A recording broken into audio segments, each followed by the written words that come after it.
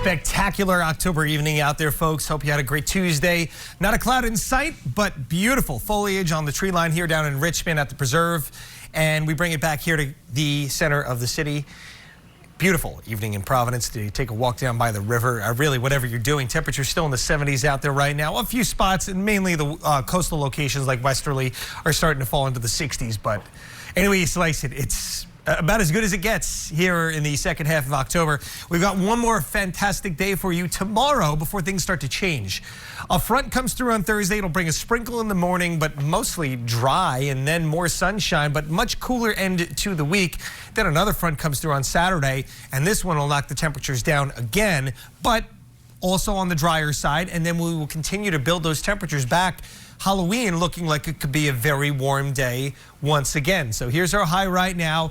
We've got our cold front here moving across the upper plains and getting into the Great Lakes region right now. Again, that gets here tomorrow, late tomorrow night into early Thursday. So another nice day tomorrow. You're starting to see some clouds come into the picture here as well. That is Oscar, whatever it is at that point, was a hurricane at one point in time. Now a tropical storm, soon to be a post-tropical low.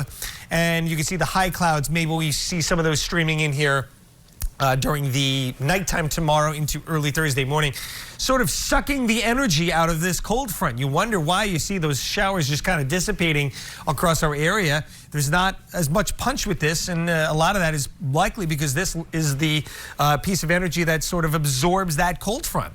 So that comes through dry. We go right back to the sunshine by Thursday, late morning, early afternoon, and high pressure will build in.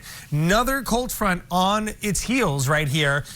By the time we get to Saturday, that will move through. Not a guarantee we see any rain out of that. So, you know, very marginal stuff from these two cold fronts. And unless we get, you know, a pretty nice shower right over the airport, we're likely going to continue to fly up this list and likely into the top five at absolute minimum by the time we get to the end of next week. We could have a front coming through right around Halloween, maybe a little bit after that. As we look here through November 1st here on our GFS model, just barely any rain. The lightest of green here indicating maybe 1/10 of an inch of rain. That's not very much and not likely to take a chomp out of our drought situation. So the temperatures up there again tomorrow. It's kind of out of whack here. It's not really picking up today's recorded high at the airport. That'll change over the next hour or so as we get that official information. And we were, again, about 14 degrees above average today.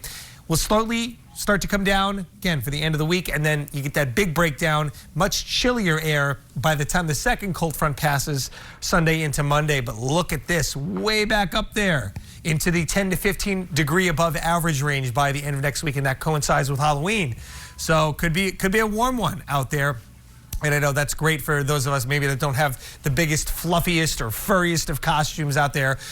For those of us that do, you might be doing some extra sweating this year. 53 tonight, clear skies, winds are calm tomorrow. Beautiful day out there. The last in this stretch of warm weather before those changes start getting here. We'll be in the upper 60s at the shore with a nice little breezy southwest wind, 5 to eventually getting into the 15 to even close to 20-mile-an-hour range in the afternoon. 64 on Thursday after that front passes. 60 on Friday, a beautiful sunny day. 63 on Saturday. We'll add more clouds in, going to keep it mostly dry right now. But again, those temperatures then falling to the 50s for Sunday and Monday. Look at that, 10-degree jump from Monday to Tuesday. And the warm weather and the 70s coming back in as we head towards Halloween, guys. Wow. Yeah. As if this wasn't enough. We get another one next week. Then that might be a little much for some people.